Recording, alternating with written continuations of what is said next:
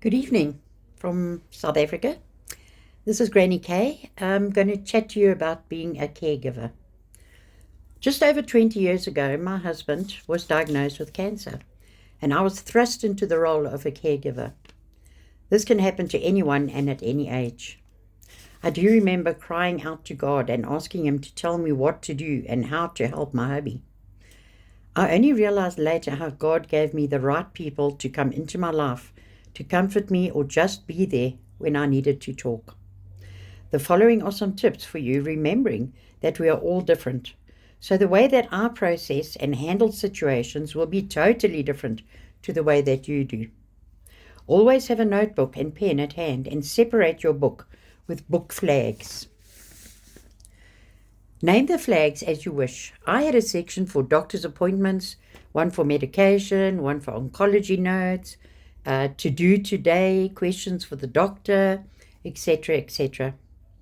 Take this book with you wherever you go, and get your patient familiar with the layout, because you might be talking to the doctor and the patient can then write down certain things. So yeah, it's a team effort. When you're going through something like this, it's definitely a team effort. You go through it together. It's you and God and your patient. So yeah, you have no idea how important this book will become, as it will just relieve a bit of the pressure, knowing that you don't have to try and memorize every single thing. It is exhausting, absolutely exhausting being a caregiver.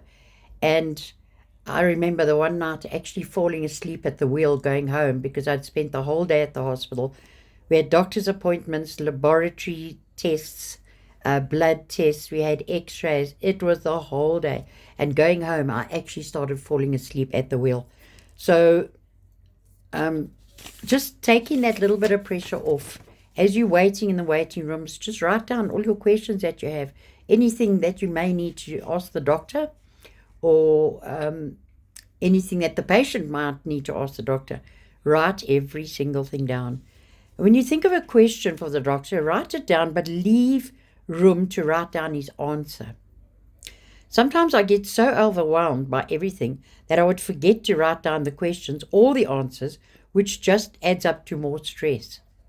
Because by the time you get home, you've now forgotten what you're going to ask, and which doctor you were going to ask, because sometimes you've got a physician, you've got an oncologist, you've got a radiologist, you've got all these different people, and you've got different questions for every single person, and it gets very overwhelming. Number 4, look after yourself. And I learned that in the early days, where the one nurse looked at me and she said, "You are cracking. You are cracking." And she said, and she told me the name of certain vitamins to go and get. And it boosted my immune system big time. And it cost me a little bit of money, but it definitely was worth it. Boost yourself physically by taking multivitamins. Maybe ask your pharmacist which is the best one for you. And don't forget to eat 3 times a day. I used to skip meals at one stage because I was just too busy. And believe me, it was not healthy to do that. Stay away from snacking on the run. Oh, that was nice. You just grab a Coke and a packet of chips and that's your lunch. I don't think so. That was not a very clever move. But I did do it more than once. I know the temptation will be great because some days will be really busy with doctor visits, x-rays, collecting medicines, etc., etc. And if you have to snack on the run, then try to stay away from junk food. Keep remembering you are the crutch. If the crutch cracks or breaks, then it's no good to anyone. Try to sleep when your loved one is sleeping. That way, you won't run down. Remember, if you don't sleep properly, your immune system will take a knock and you will pick up flu, etc. very, very quickly. Don't forget to pray every night. It sounds overly religious, I know, but it is very important to your overall well-being.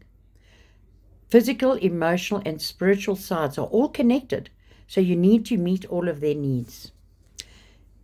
Number 6, take time out when you are feeling overwhelmed, and don't Don't at all feel guilty about it. It's all about recharging your batteries. You've got to look after yourself so that you are able to look after your loved one. I know you are worrying about him or her, but you've got to force yourself to worry about yourself as well. It sounds terrible. You feel like a terrible person when you like, I just want time out of this situation. You do feel terrible, but believe me, you have got to do it. There's no way out. If you're worried about leaving your loved one alone, ask a friend or relative to sit with him or her for a couple of hours. They're probably going to sleep anyway, so they won't even know that you've gone. And your friend or relative, maybe they need a bit of a break from their routine. And just go away somewhere, just for an hour. Even if it's for a cup of coffee, go have your nails done, go meet a friend somewhere, just have a chat. Get away from the actual situation that you are in. You're in this bubble of disease, and it will eat you up as well. It really does. It gets into your mind and into your brain, and you've got to step out of that bubble, leave your loved one behind, because they're probably sleeping. Just go wherever. Doesn't really matter where, but just get out of the actual situation and de-stress. 7, lastly, don't allow negative people around your loved one. Tell everyone who visits him or her to have a joke ready for him. It is true. Laughter is the best medicine. So to end off, remember to look after yourself and your patient physically, emotionally, and spiritually.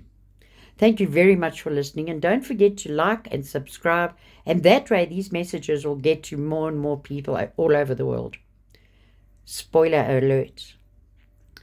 Tomorrow I will chat about hearing the Holy Spirit and how he has helped me.